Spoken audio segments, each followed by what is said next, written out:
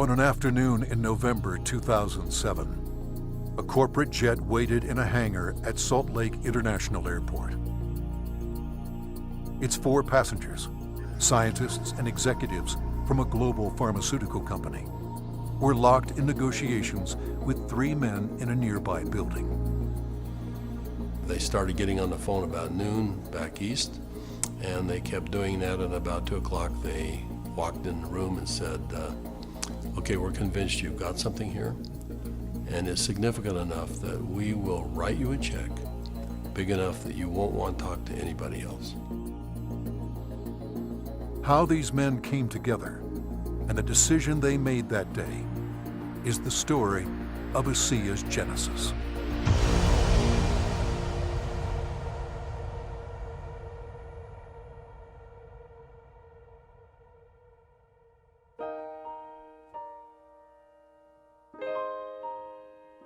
A lot of people have fathers that teach them sports.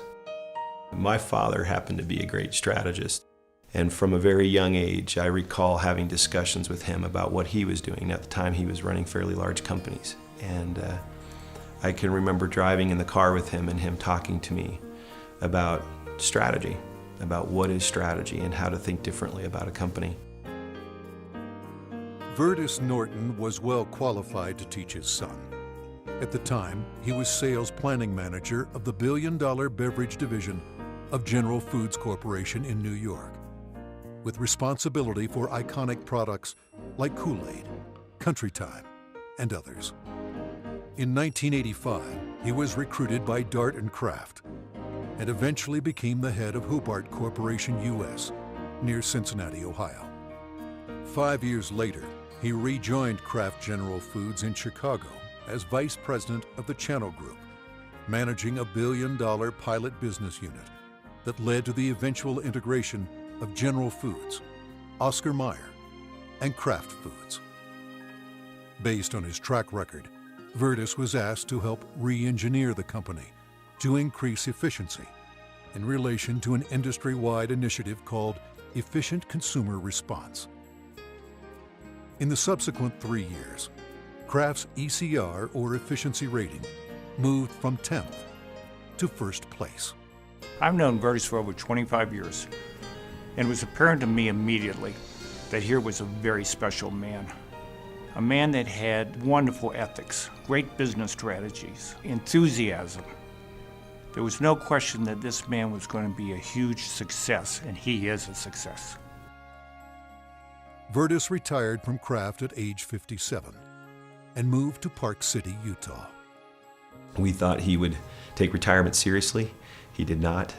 Shortly after doing some service for our church, he was asked to run a biotech company. He had a lab in Southern California, 5 PhDs reporting to him, a series of master's or graduate students as well, all doing work for him there. And he ran that for 4 years, and we thought he was done. But Vertus Norton was not done. Through his son Tyler, Vertus was introduced to another biotech company and invited to become a member of their board. I recall coming to the house one afternoon only to find books strewn about his desk, chemistry and biology books, and I said, "Now what in the world are you doing now?" And he proceeded to tell me that he had been invited to sit on the board of this company that had an incredible technology. And I do recall him saying, "But they don't know exactly what they have." And that's an invitation to my dad. He's going to figure it out. He's a puzzler. I was intrigued until they told me it was made from salt water. And I told them, this doesn't sound right, and you're going to have to convince me it's real. They said, well, we can do that. They said, we have a lot of research, and we'll give you some of the best research. You can look at it. And after running a lab and having my association with these people for 4 years, I knew what to look for. And I went through the science, and it was good, defensible science. Then they gave me a list of people to call, and I was calling Harvard, UCLA, University of Washington, University of Indiana, major labs across the United States, and everyone I talked to raved about the product, the way the company was intending for it to be used, and also they raved about the fact that you could drink this product and get a benefit from it.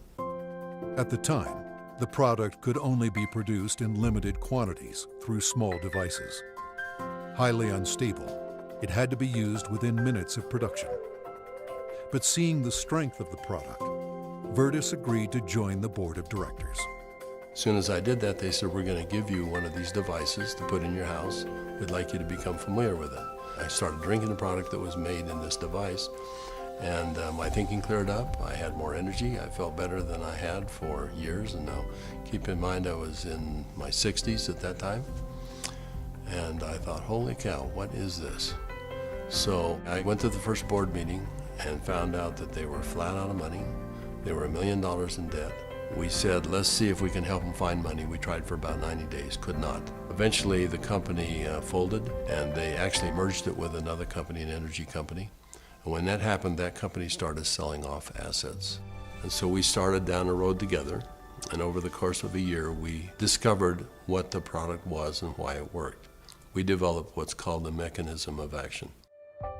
They discovered the product was based on redox biochemistry, a new field of science that emerged near the beginning of the 21st century. Redox signaling is a function central to all forms of life.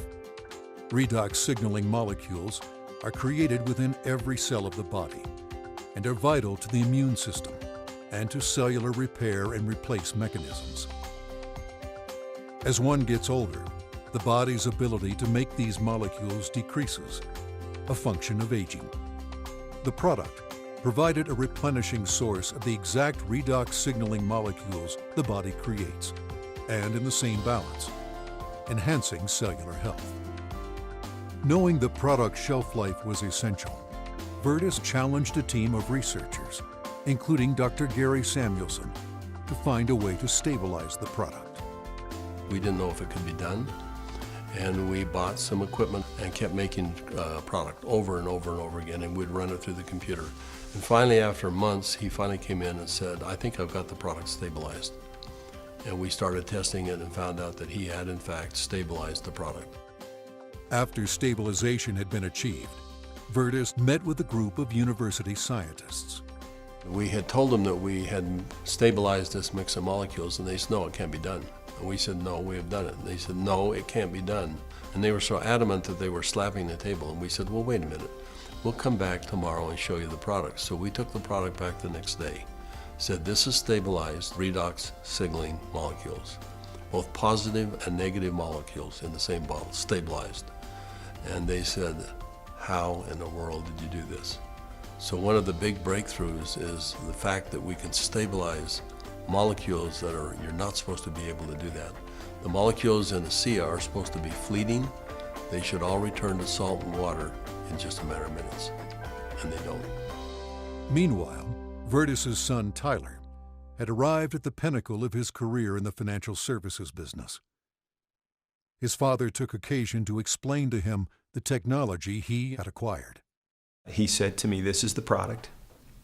He reminded me it was made from salt and water, and I was very concerned. At church the following Sunday, I was discussing some of the challenges of some of the members of our congregation, and I had a neighbor friend that we discussed the majority of that meeting, who, despite seeing a number of professionals and trying to solve a challenge that he had a significant issue, they were just not able to really help and find a solution for him. And it was then that this product popped into my mind. I wondered and asked, despite my doubts, could this help? Could this make a difference for him? I called Dad, and he said, of course it will help. Now, I didn't have that conviction at the time.